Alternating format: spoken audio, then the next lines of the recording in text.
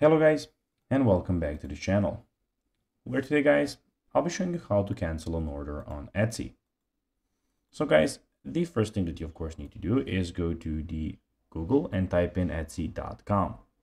After that, you just need to go and log into your profile, or of course register to Etsy if you already do not have a profile.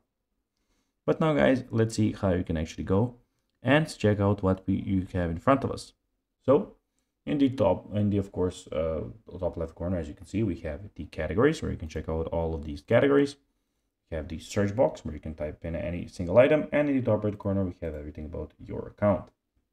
But now guys, let's see how you can actually go and cancel an order on Etsy. So pretty much what you need to do is go to the top right corner and click on your account, and then of course go to the first option out of all of these 7 options that you have here and click on purchases and reviews. When you click there, as you can see, I don't have any purchases at the moment, but you have purchases and cases which you can go and shift from. Of course, we need to go and click on purchases. And when you have an item here, guys, you can of course go and if it hasn't been sent to you, you can then go and cancel the item here. So we have it here and you can then go and easily cancel it.